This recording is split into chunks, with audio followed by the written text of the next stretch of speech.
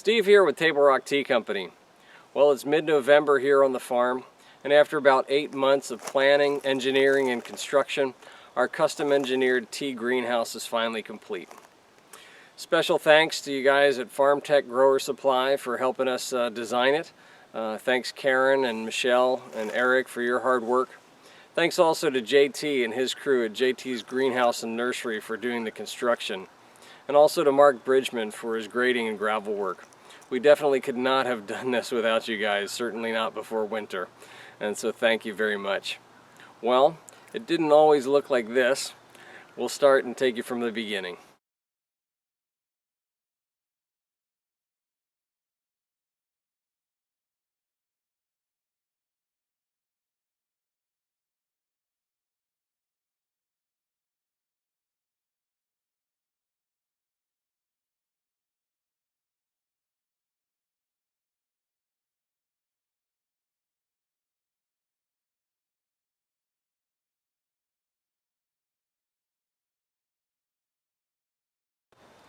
One of the first things that people notice about our greenhouse is that there's no electricity running to it. That's by design. Most greenhouses spend a lot of money on heating and cooling systems, especially when it comes to ventilation. And we wanted to be as off-grid as possible. So, at least for the ventilation side, in order to do that, we went with a mechanical system whereby this entire side is a vent. It's hooked together with these gears and these arms that run through those gears. And essentially this is one giant window that pivots and opens up to create a side vent. We have one of these on either side of the greenhouse, and we also have ridge vents that act in the same way on each of the 3 ridges.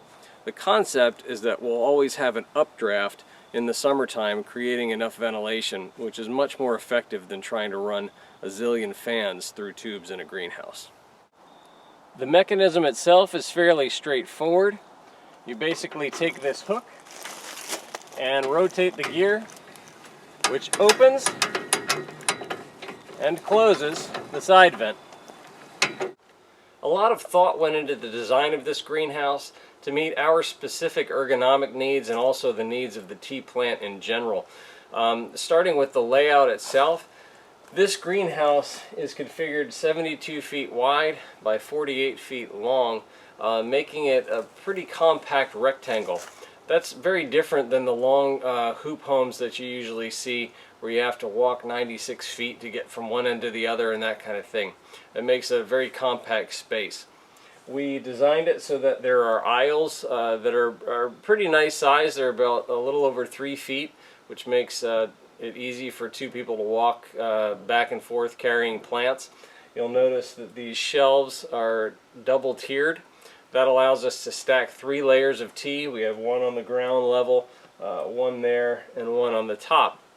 That's important because it is a compact space. That configuration of tables, even though it was expensive, allows us to store in here about 18,000 plants. And that's important because tea requires about 5,000 plants or more per acre, and we have to store them in this greenhouse for 2 to 3 years. So essentially, when this gets rolling, we'll be able to churn out 1 to 2 acres of mature plants to be able to put in the field every year. So that's kind of the design of it. You'll look down the rows, and each row has its own hose. So we do hand watering here. We don't have an automatic irrigation system. That allows us to spend time with the plants and actually see what their individual needs are depending on that specific zone. We'll kind of take a walk down the aisles here. You're going to hear my feet crunching on the gravel. That was another design of ours. We opted for gravel instead of concrete because we wanted good drainage and we didn't want to have to keep sweeping up dirt all the time. But as you can see, these aisles are packed with tea, and they're pretty spacious. Looking up at the ceiling, you'll notice these cables and nylon strings, I guess you could call them.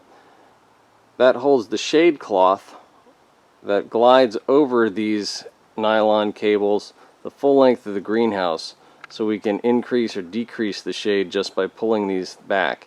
Tea is very susceptible to sunburn, so we use a 50% shade cloth at one point and 80% shade cloth at another point, and eventually move them to full sun. This is our mixing potting bench that we affectionately call Sturdy Harry. It's the only electrical feature here in the greenhouse. It has this little extension cord here. We designed and built this starting out with just a cement mixer because we got tired of mixing our soil and sand by hand in wheelbarrows with shovels. So basically you fill this with dirt and with sand, mix it up, and then you can dump it out onto the table and you're good to go for planting your seedlings or whatever. It just makes it really convenient. I don't know that there's anyone like this in the world. We're pretty proud of it, and it makes it so much easier when it comes time to do transplanting in May. Our heating system consists of two M67 immersion heaters that are used by the military to heat up the drafty old army tents.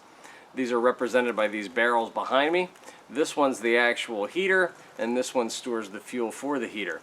What's really cool about these is that they use essentially waste oil. So when we change our car oil and stuff like that, that's what we burn here. We can mix it with lighter fluid or kerosene or any number of things. It's not really particular. There are a lot of videos on YouTube about how these immersion heaters work, but they're really cheap and very effective. Essentially, this is filled with 55 gallons of water, and as that heater runs, it heats up the water, and that hot water radiates throughout the night just to keep the chill off. Tea is not super particular. It just can't handle super cold nights. So we only light this when it gets down into the single digits or the very low double digits for a couple days in a row. Well, life isn't all about tea, and one of the features that Jen particularly wanted was a small vegetable garden. So we just made this little 2x8 raised bed garden. It's got a trellis in the back on these nylon wires, and that way we can grow a couple of tomatoes or cucumbers in here as well. This right here is probably my favorite feature in the greenhouse. It's a greenhouse inside the greenhouse. It's 8x12, and this is essentially my genetics lab.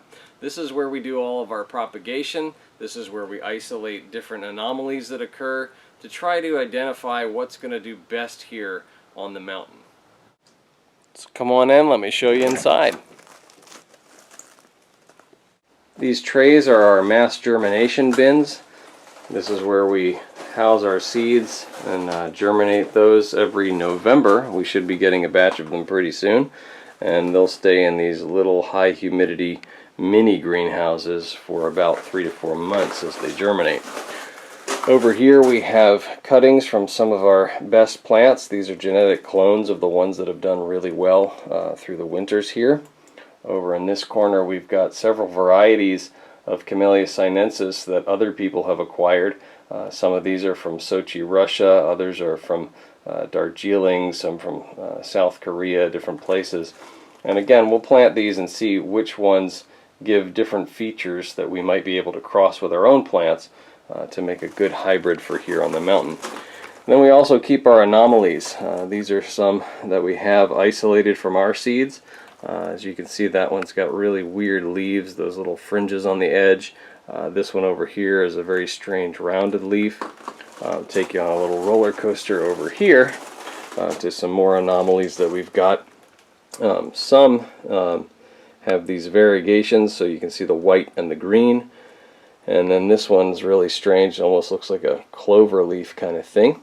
One that we think will do well in the winter are these sort of narrow leafed versions or variants right here. They're very dark, very narrow. We'll think they'll stave off the cold pretty well. So surprisingly though, these all came from the same batch of seeds. Although it wasn't designed intentionally, we even have room to store our gator, which we found has become quite convenient. Well, that about sums up our greenhouse. Thanks again so much for all of you who have volunteered your time to help us move benches and plants. We really couldn't do it without you. Again, Table Rock Tea Company is not just our company, it's your company.